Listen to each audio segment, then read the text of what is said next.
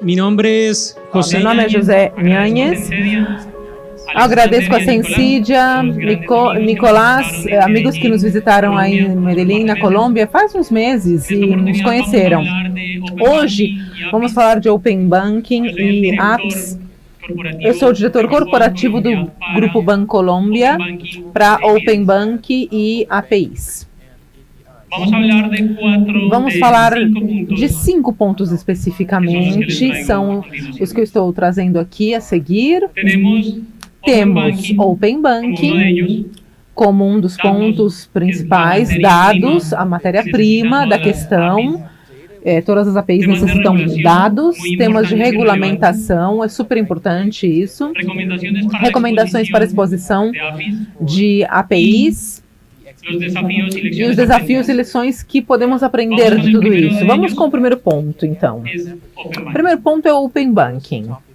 Então, vamos primeiro no ponto básico. O que é Open Banking? É uma pergunta interessante, né? Porque vamos tomar aqui a questão dos exercícios que foram realizados no Reino Unido, por exemplo, Europa, de maneira geral, México, recentemente, inclusive, Brasil.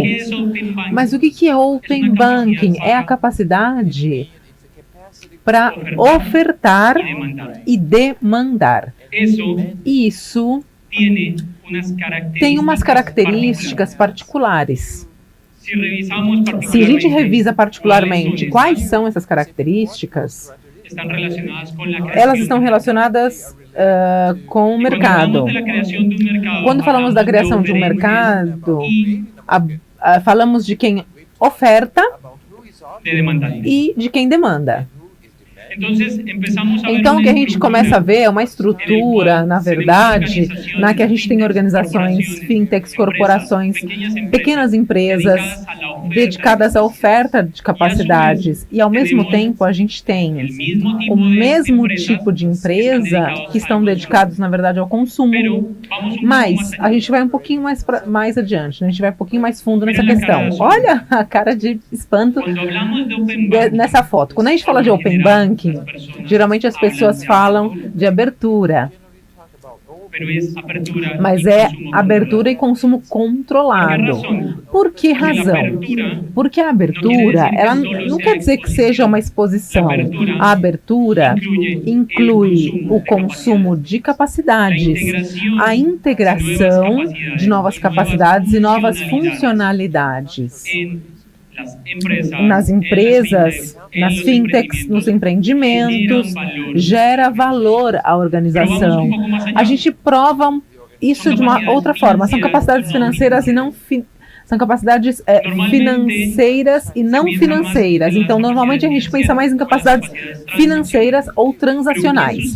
Mas o que acontece quando a gente começa a enriquecer a nossa oferta de valor com informação não financeira, com capacidades que são não financeiras, e começamos a entender os nossos clientes de uma forma mais assertiva e profunda? Não temos que esquecer um dos pontos mais importantes aqui: garantir a segurança das mesmas, dessas capacidades. Então, se a gente revisa esses 3 pontos, o que a gente tem aqui? Abertura e consumo controlado.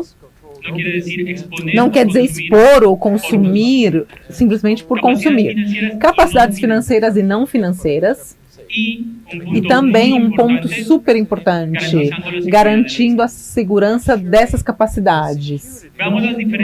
Vamos ver as diferentes iniciativas de Open Banking no mundo. Se a gente lê de esquerda para a direita, começamos a ver o trabalho que foi realizado desde do Reino Unido, com a criação do grupo de Open Banking, depois o grupo industrial de estandarização de APIs, que nasce nos Estados Unidos, e tem uma tendência similar nos pilares que se trabalha, e a forma de trabalho tem uma diferença sutil. Passamos para a lei de proteção de dados, somamos PSD2 a isso, e começam a aparecer novas corporações, agregadores de informação, inclusive iniciadores de pagamento. Vamos um pouquinho mais adiante. Open Banking no México, no ano passado, 2018, inclusive. Com certeza a maioria entrou no portal, revisou a documentação, começou a entender que existe uma tendência claramente definida. Um pouco mais aqui, abril desse ano, um pouco mais perto aqui, Open Banking Brasil. Qual é o objetivo? O que vem agora? É uma pergunta interessante. É a criação de um mercado. Anteriormente existia, de alguma forma, se expunham capacidades que outros consumiam. E por aqui começa a aparecer uma estandarização e uma modularidade que permite diferentes empresas integrar as suas capacidades e criar novos produtos também. Vamos falar um pouco mais sobre componentes de mercado? O primeiro deles, que todos conhecem, todos nós conhecemos, são os que ofertam, né? Mas o que ofertam? O que está sendo oferecido e para que oferecem isso? Oferecem produtos. Vamos começar por aí, que cumprem necessidades de demandantes, de quem demanda. Então, a gente começa a fazer uma análise das APIs como se elas fossem um produto que, cedo ou tarde, ela tem um estabelecimento de condições de mercado.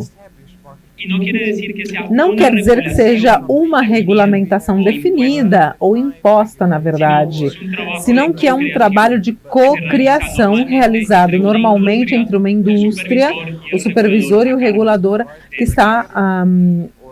que é responsável desse país. Último ponto. A geração de valor. Gerar valor é uma das coisas mais importantes. Não é simplesmente oferecer ou demandar, senão gerar valor. A geração do valor se pode quantificar em diferentes organizações. Essa quantificação gera ingresso, eficiências. Então, o mercado ele pode ser desenvolvido. Quem participa do mercado? Quem é? Acho que todos vocês se veem nessa imagem, né? Todos, aqui olha, corporativos, empresas, pequenas empresas, startups, todos. Enfim, a criação de um mercado exige a oferta e demanda de diferentes capacidades de negócio.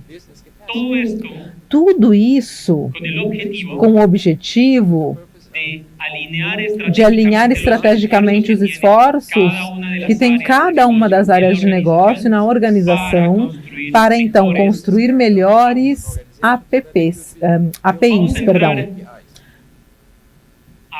Vamos entrar na matéria-prima, no ponto da matéria-prima que são os dados. A matéria-prima das APIs, então, temos que são os dados. Os dados normalmente têm 4 formas de serem analisados, né? Eles podem ser analisados de 4 maneiras. A primeira, então, é dados internos. São dados que pertencem à organização. Esses dados, eles têm um valor sumamente importante porque eles são os ativos da organização. Mas o que acontece quando a gente começa a falar de ecossistemas, por exemplo? A gente começa a falar de dado externo, que normalmente não é controlada pela organização. O dado externo, ele permite enriquecer as nossas capacidades de negócio, mas agora vem um ponto, uma questão aí muito importante, um ângulo importante. A informação ou os dados, eles podem ser sem processar ou processados, eles podem se apresentar dessas duas maneiras. Quando a gente começa a fazer uma análise de informação e processamos essa informação para construir produtos que sejam expostos mediante um API, o que a gente tem é um produto de dados. Isso, por sua vez, gera um valor consideravelmente elevado se simplesmente entregássemos os dados brutos, né, na forma bruta, ou os dados que não foram analisados previamente. Então, vamos voltar aqui. Temos dados internos, dados externos, fontes que permitem enriquecer nossas capacidades de negócio. O processamento pode vir a cargo das nossas unidades ou, de repente, das unidades de terceiros. Nesse ponto, começamos a falar de processos como Open Innovation. Quando falamos de como se pode construir aplicações suportadas em capacidades de terceiros, tocamos o ponto da regulamentação. Esse conceito muitas vezes causa um certo temor em diferentes mercados, mas quando é regulado, se estamos falando de serviços financeiros, é algo normal, né? Vamos olhar um pouquinho a história dessa questão. Open Banking 2016, GDPR 2017, PSD 2018, e para onde a gente está indo? O que vai vir depois disso?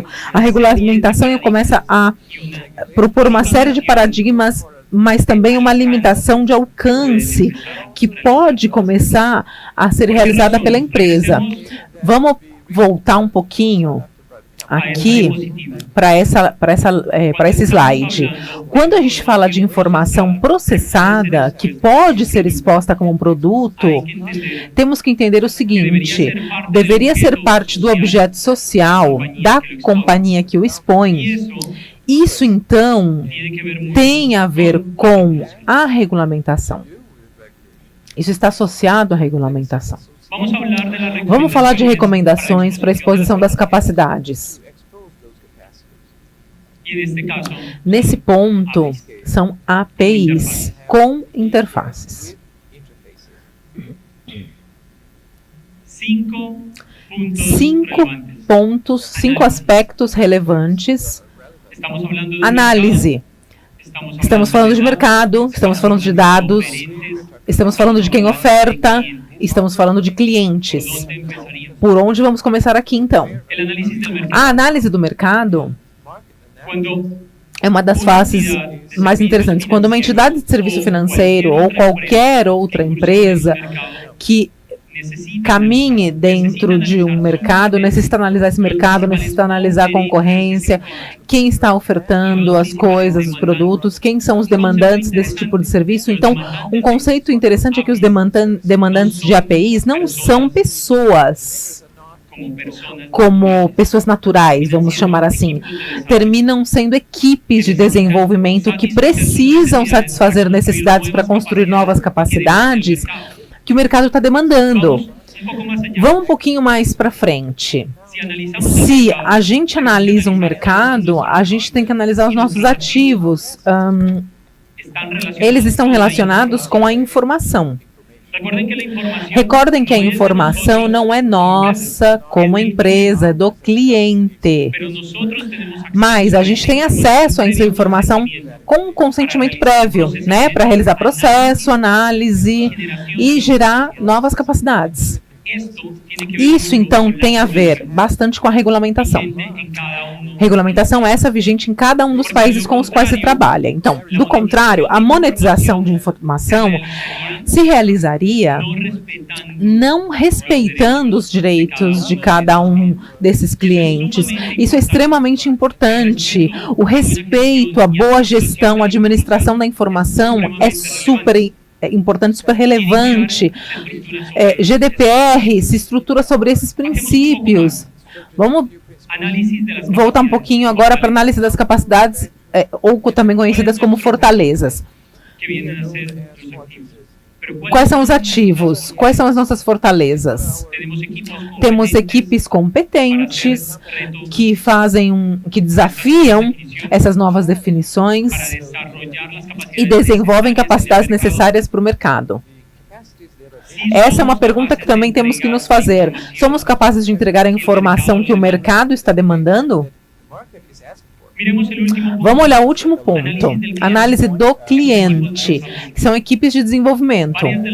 Várias das conversas que vocês viram hoje falam da experiência do desenvolvedor. O desenvolvedor é quem termina tomando a decisão se ele vai se integrar ou não com a API exposta a uma companhia, a uma empresa. Então pode soar um pouquinho duro, um pouco brusco, dependendo do cenário. Diferentes equipes, principalmente de negócio, elas se sentem um pouco afetadas quando começam a entender que são equipes de desenvolvimento, as equipes que realmente dão a recomendação final e são as que batem o martelo. São eles que dizem qual é a API que vai ser consumida. Estamos num mercado diferente e trabalhamos com equipes de desenvolvimento que podemos solucionar seus requerimentos, podemos desenvolver novas capacidades de negócio. Então, essas capacidades de negócio, elas têm uma lista de variáveis. Trouxe 3 delas, que são ou podem ser as mais relevantes. Vamos falar um pouquinho sobre cada uma delas, ok? A primeira, geração de valor. Gerar valor. Alinhação estratégica. Isso é extremamente relevante. Imaginem que estamos numa empresa, todas as pessoas presentes no auditório, e cada 2 filas é uma área de negócio. E existem áreas de suporte, desenvolvimento e segurança. O que acontece se não estivéssemos alinhados? Se a gente não pensasse no objetivo comum? Em muitas organizações acontecem problemas relacionados com silos e podemos ver fisicamente essa questão. Temos 3 grupos de cadeiras demarcadas. Isso nos dá um espaço de trabalho, nos dá liberdade, nos propõe novos desafios, mas se a gente não vê isso como uma unidade integrada, a gente vai começar a ter problemas. A alinhação estratégica significa que todas as unidades da organização são conscientes das suas necessidades e das capacidades que elas vão expor. Essas capacidades expostas, mediante as APIs, tendo em conta uma regulação existente, transitória ou de repente até em desenvolvimento, ela tem que estar orientada ao novo mercado. O novo mercado está vinculado a um novo conceito, Open Banking. Último ponto, ROI. Rendimento sobre inversão, sobre investimento. Não é APIficar, simplesmente. Isso acontece. É apificar com uma intenção e alinhação clara em direção ao negócio. A seguinte questão, o seguinte ponto é o investimento. O que a gente vai investir? Em equipes de desenvolvimento? Em equipes de negócios? Em soluções de marketing? Em soluções de pré-venda? Em análise de regulamentação existente? É uma pergunta super interessante, depende da estratégia da organização.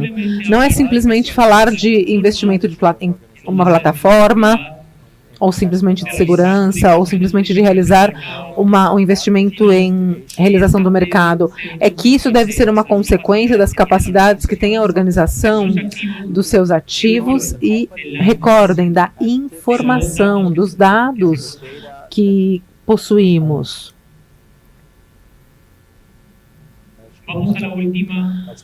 Vamos para o último ponto, a última variável aqui das 3 mencionadas. Bom, alistamento tecnológico. Todos já viveram um processo de setup em alguma organização, onde selecionam uma plataforma, selecionam uma linguagem de programação, selecionam equipes que vão ser capacitadas e começam a trabalhar num plano de desenvolvimento. Se não temos uma plataforma selecionada, linguagens, equipes capacitadas, a implementação de API vai ser uma tortura, vai ser super longa, termina sendo uma apresentação bonita, interessante, inclusive, mas não gera valor para a organização, de forma alguma. Cada uma das capacidades APIs que se exponham deve gerar valor à organização, e a gerar valor para a organização está relacionado normalmente com geração de ingressos ou gerar eficiência. As duas coisas podem ser quantificáveis. Os dois afetam um balanço, e a geração de benefícios para a organização é o que permite construir e avançar. Se vemos desde o ponto de vista de regulamentação ou de supervisão em cada um dos países, começamos a falar de um mercado, de uma abertura do mercado, onde começa a acontecer novos players, e estes players começam a construir diferentes tipos de ferramentas, soluções e aplicações sobre as capacidades que tem expondo a organização. Vamos nos desafios e aprendizados em um processo de apificação ou de APIs. Essa frase, muitos de vocês já leram, provavelmente. Eu vou ler para vocês. Peço desculpa porque a apresentação não está em português, mas com a ajuda da tradução simultânea, vamos tentar entender a ideia. A frase foi escrita Lord Rothschild III. Diz assim: a atividade bancária consiste essencialmente em facilitar o movimento de dinheiro do ponto A, onde ele está, até o ponto B, onde é preciso. Mais um pouco, a gente tem outra frase que é minha, do ano passado. A apificação organizacional consiste essencialmente em facilitar o movimento de dados do ponto A, onde eles estão, até o ponto B, onde eles são precisos. Voltemos um pouco. Vocês veem o parecido nisso? O dinheiro se representa com dados. A representação dele há muito tempo atrás. APIs como componentes de integração ou interface de programação de aplicações já se desenvolveram há muito tempo, mais de 10 anos atrás. Mas o que é interessante aqui?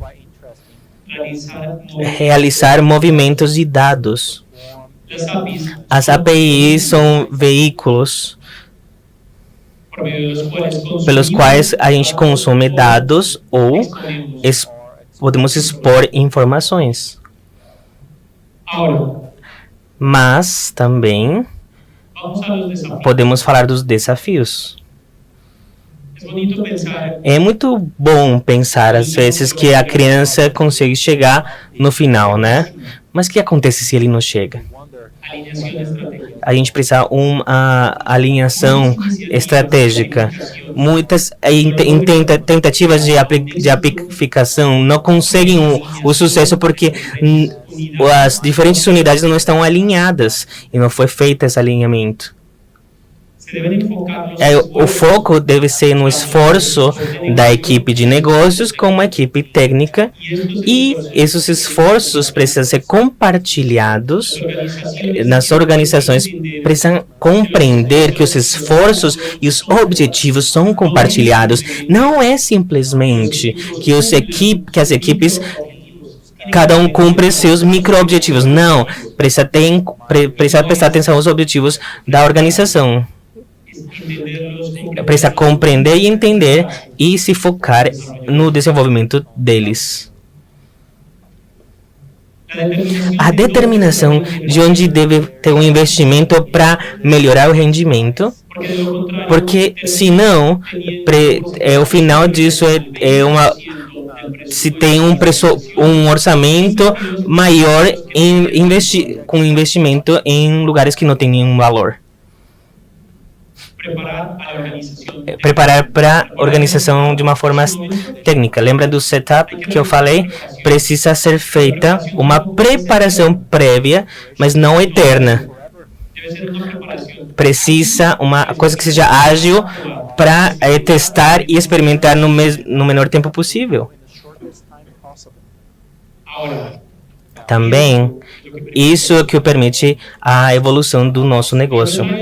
Se não, simplesmente serão APIs com uma intenção de monetização, talvez definidas, de um planejamento estratégico, mas não com a geração de um valor que se esperava, que se tinha expectativa. E vamos falar do aprendizado. A estruturação e conformidade de uma unidade de negócio. Precisa ter um objeto claro, baseado na exposição de capacidades do negócio através das APIs. E não estamos falando simplesmente de expor serviços. Isso também tem uma base, uma estrutura na organização. O seguinte ponto nos fala das capacidades que são dadas, autocontidas e não isoladas. Tem que ser autônoma, mas, como todos sabemos, que possa tomar as decisões relativas com a estratégia da organização. Porque lembrem-se que estamos criando um mercado. Cada vez se é mais rápido a toma de decisões e desenvolvimento dessas, o impacto será menor no mercado que está sendo construído. Por que autocontida? Porque precisa dos componentes que são precisos para se desenvolver.